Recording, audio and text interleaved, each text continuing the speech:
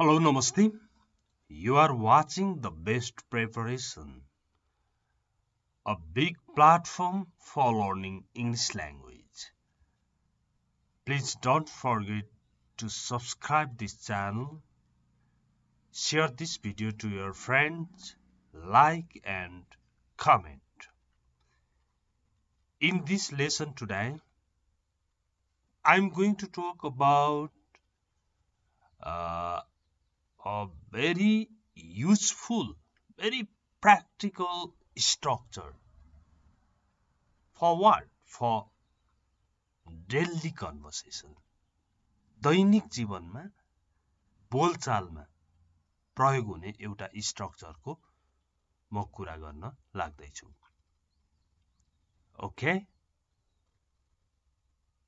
being or having, हेर्नुहोस् है, being or having plus past participle,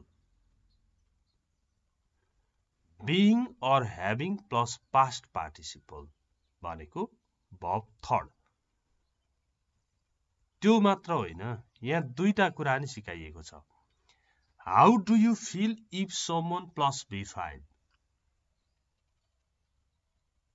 यदि तपाईलाई कसैले डडट गर्यो भने कस्तो लाग्छ? यदि तपाईलाई कसैले यो लगा यो नलगा भनेर सिकायो भने कस्तो लाग्छ? यदि तपाईलाई कसैले तिम्रो बोली भएन, यसो गर यसरी बोल भन्यो भने कस्तो लाग्छ? जेमा पनि यो कुरा आउँछ नि। अनि त्यसपछि तपाईले उत्तर दिने तरिका यहाँ हेर्नुहोस् है। I love, I like, अथवा मन पर्दैन भने I hate people plus before. Okay, यो खास पढ्न लागेको चाहिँ being or having plus past participle हो। तर अरु सहायक त्यो लाग्ने अवस्था निकाल्नको लागि फेरि दुईटा स्ट्रक्चर थपिएको छ। के भन्दा, यदि कसैले यसो गर्यो भने तपाईलाई कस्तो लाग्छ भन्ने, अनि मलाई यसो गर्ने मान्छे मन पर्छ अथवा मलाई यसो गर्ने मान्छे मन पर्दैन भनेर भन्ने। अनि त्यही कुरालाई यो लगाएर भन्न जान्ने। मानौ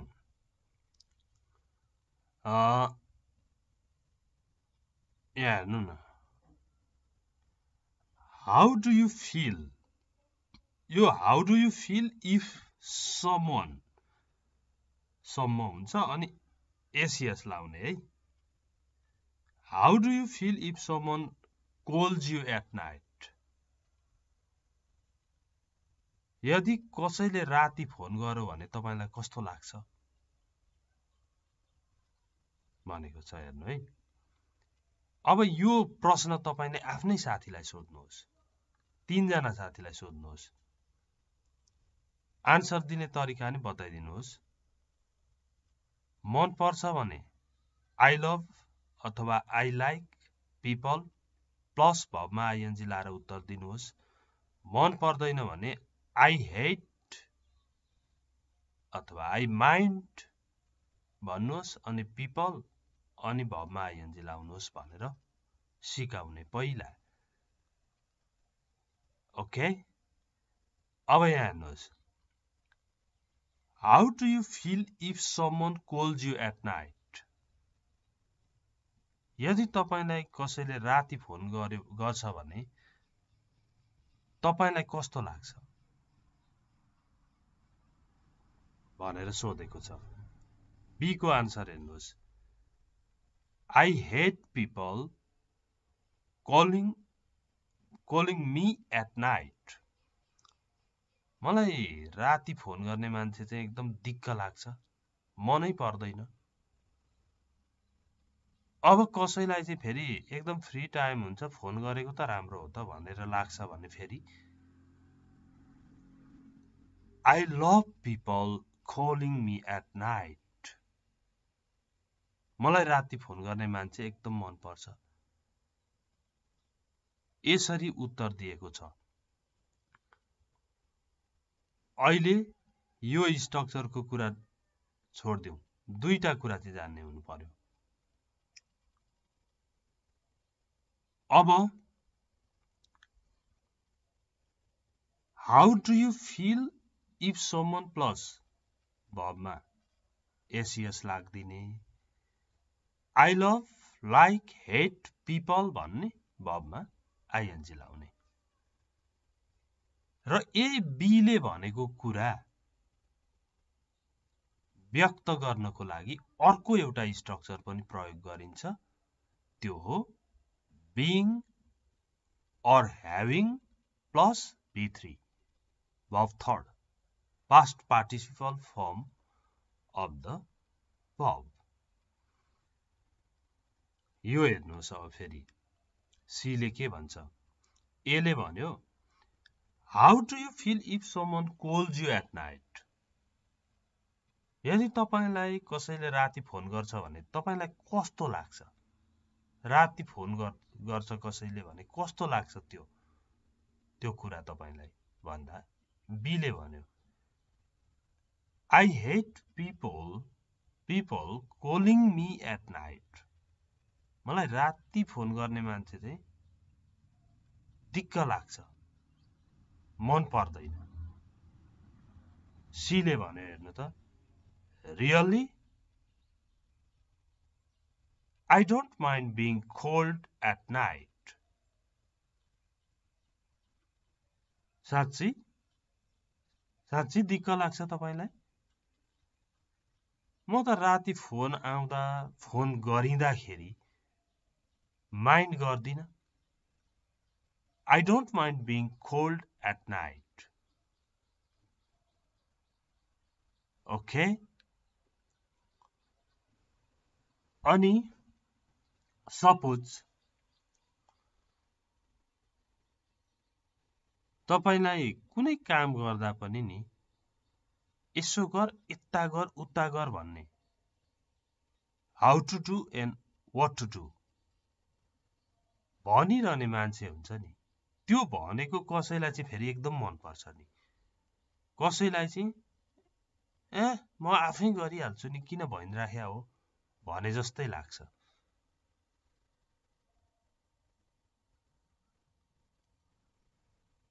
अब त्यो कुरा भन्नु पर्यो भने how do you feel if someone guides you in every step? प्रत्येक स्टेपमा कसैले गाइड गर्छ तपाईलाई भने कस्तो लाग्छ? अब बी लाई मन पर्दो रहेन अरे हेर्नु है। I hate people guiding me in every step. प्रत्येक स्टेपमा गाइड गर्ने मान्छे मलाई दिक्क लाग्छ, मनै पर्दैन भनौं। तर तपाईलाई मन पर्न सक्छ नि त है। तपाईलाई मन पर्छ भने तपाई बी बोल्दै हुनुहुन्छ भने I love people guiding me in every step भनेर तपाईले भन्दिनुहुन्छ। अनि मानौ how do you feel if someone guides you in every step भन्यो, तपाईले भन्नुभयो I hate people guiding me in every step भन्नुभयो। सी ले भन्यो Really? हो र? I don't mind being guided in every step. I don't mind being guided in every step. म त प्रत्येक स्टेपमा गाइड गरिँदा माइन्ड गर्दिन त, झन् आफ्नै राम्रो हुन्छ। यो दुई खालकै मान्छे चाहिँ हुन्छन्। तपाई पनि अवस्था हेरिकन दुई खालकै मान्छेमा पर्नुहुन्छ। कसैले हेट गर्छ कसैले लभ गर्छ त्यही कुरालाई okay let's see more examples यहाँ अघिको कुरा हेर्नु how do you feel if someone tells you what to do यदि तपाईलाई कसैले के गर्ने कसो गर्ने सबै भनिरहन्छ भने कस्तो लाग्छ भनेर सोधेको छ बीले भन्छ I hate people telling me what to do म के गर्ने कसो गर्ने यसो गर उसो गर भनिरहने मान्छे दिक्क लाग्छ हेट गर्छु डिसलाइक गर्छु अनि सीले भन्छ really I don't mind being told what to do म त के गर्ने कसो गर्ने भनेर भनिएको त मलाई त मन पो पर्छ त माइन्ड गर्दिन म त यहाँबाट यसो गर्ने उसो गर्ने यता गर्ने उसो गर्ने ओके यो स्ट्रक्चर जुन छ नि एबीसी ले बोलिराखेको यी कुराहरू तपाईले पनि प्रयोग गर्न सक्नुहुन्छ र यसलाई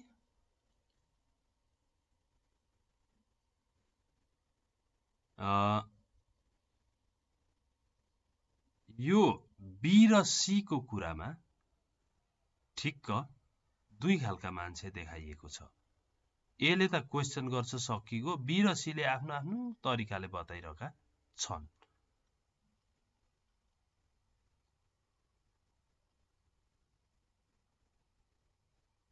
अर्को हेर्नुस् यो हेर्नुस् त तपाईलाई अंग्रेजी त बोल्नुहुन्छ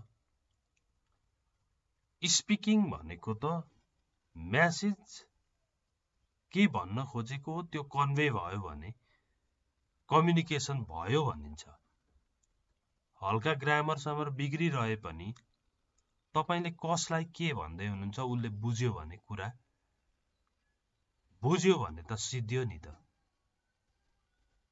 तै पनि ब्रोकन बोलेर पनि कुरा त बुझाउन सकिन्छ कसै कसैले यसलाई टलरेट गर्छन् कुनै सरहरुले अथवा गार्जियन्सहरु सिनियरहरुले ठिकै छ उले भनेको कुरा बुझ्यो ठीक छ भनिदिन्छन् कसैले चाहिँ फेरि त्यसो होइन यसो भन्नुपर्छ भनेर सिकाउँछन् हो त्यो सिकाएको नि कसैलाई मन पर्छ कसैलाई मन पर्दैन त्यति कुरा हो यो okay How do you feel if someone corrects your English? यदि कसैले तपाईको इंग्लिश करेक्ट गर्छ भने तपाईलाई कस्तो लाग्छ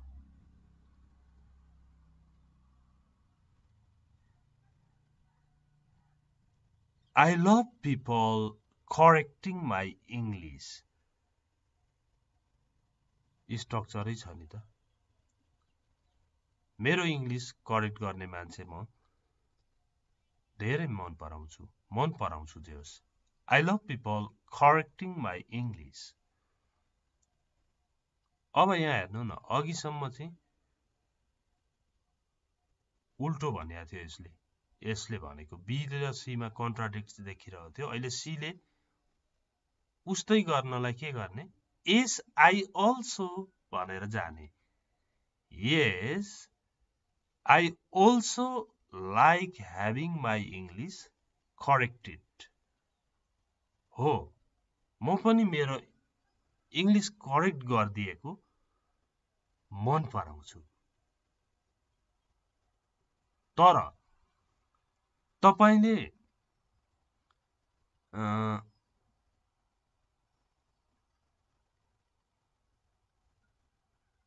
म जाँदै थिएँ, एउटा बुढो मान्छेले बोलाएर एउटा स्याउ दिनुभयो भनेर सुनाउन खोजेको इंग्लिशमा तपाईले सुरु गर्नुभयो। हेर्नुस् है, I going college, an old man called me and gave an apple भन्नुभयो। कुरो त बुझ्यो, तर त्यो सुनिरहेको मान्छेले करेक्ट गर्दिन्छ। के करेक्ट गर्दिन्छ भने not I going, please say I was going. Okay? I going होइन, I was going भनिदिन्छ नि त। त्यसो भनिदिँदा झ्वाट्ट रिस उठ्छ क्या, किनभने तपाईले an old man called me and gave an apple ठ्याक्क मिलाएको थियो। तपाईलाई झ्वाट्ट रिस उठ्छ। कोहीलाई मन पर्दैन त्यो गरेको। अनि कसैले चाहिँ फेरि हो त जाँदै थिए भन्दाखेरि जाँदै त गोइङ हो, थिए त was चाहियो नि। Oh, thank you, I was going to college बनाइ पनि हाल्छ एकैछिनमा। अनि उसले त्यो जान्ने बनेर पनि छोड्छ। सकारात्मक रूपमा लियो भने जान्ने बन्छ मान्छे। अनि ल त्यही कुरालाई अर्कोले पनि सीले पनि ओके गर्दो रहेछ।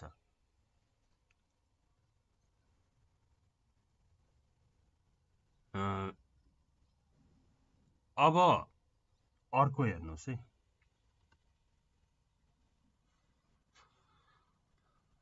यहाँनेरि ल तपाई स्कुल पढ्ने विद्यार्थी अरे, पछाडीबाट कुचु कुचु कपाल बेला बेला तान्छ एउटाले। अनि भरे कुरा चल्यो बाटामा, how do you feel if someone pulls your hair? तपाई कपाल तान्दा चाहिँ तपाईलाई कस्तो लाग्छ?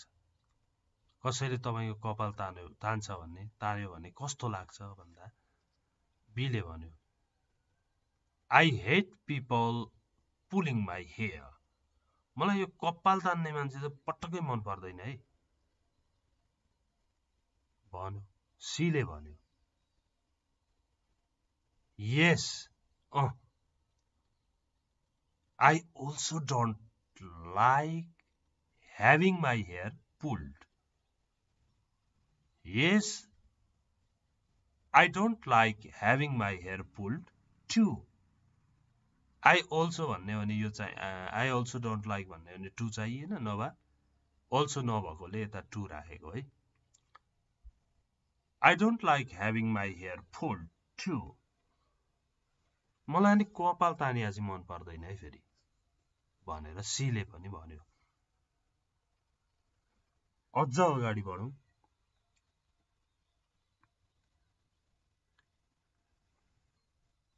यहाँ हेर्नुस् त, How do you feel if someone interrupts you? Interrupts गर्नु भनेको डिस्टर्ब गर्नु।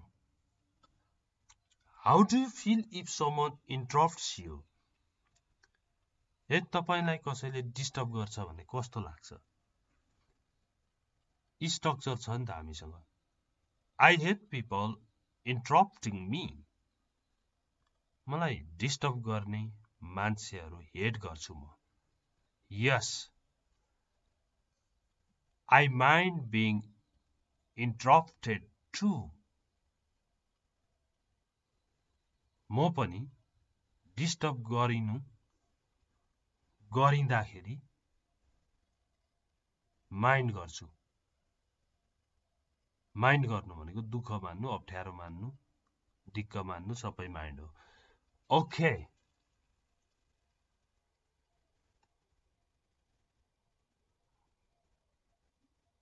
Last one how do you feel if someone gives you presents यदि तपाईलाई कसैले प्रेजेन्ट दिन्छ भने कस्तो लाग्छ I like people giving me presents म प्रेजेन्ट दिने उपहार दिने मान्छेहरू मन पराउँछु भन्यो यसले सीले भन्यो yes I love being given presents too मलाई पनि उपहार दिँदा राम्रो लाग्छ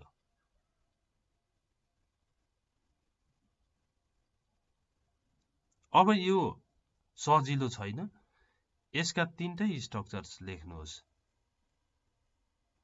टक्क कपीमा How do you feel if someone plus B5 जुन छ नि यहाँ हेर्नुहोस् यति तीनटा लेख्नुहोस् र विभिन्न सेन्टेन्सहरू बनाउँदै जानुहोस् How do you feel if someone plus verb plus SES verb मा SES लाउने है ओके अनि दोस्रो structure I love like hate plus people plus B4 verb मा ING gerund form progressive form C I love like hate don't mind भन्ने अनि being or having भन्ने plus B3 गर्ने तपाईको नोट कपी माग्यो भने कस्तो लाग्छ भन्नु पर्यो भने नि How do you feel if someone asks for your note copy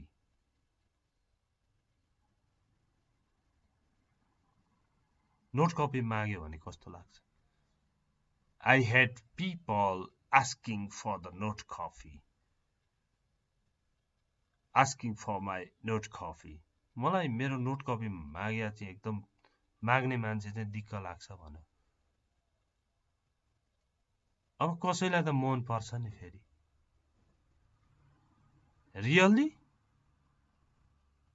I don't mind being asked for my note copy मलाई त कसैले नोट कपी माग्दियो भने त माइन्ड गर्दिन जान्ने भनेर मागेको त होला नि खुसी लाग्छ भने जस्तो कुरा गर्न पनि पाइयो अथवा yes I also don't like भनेर जान पनि पाइयो yes I mind being asked my note copy too भनेर जान पनि पाइयो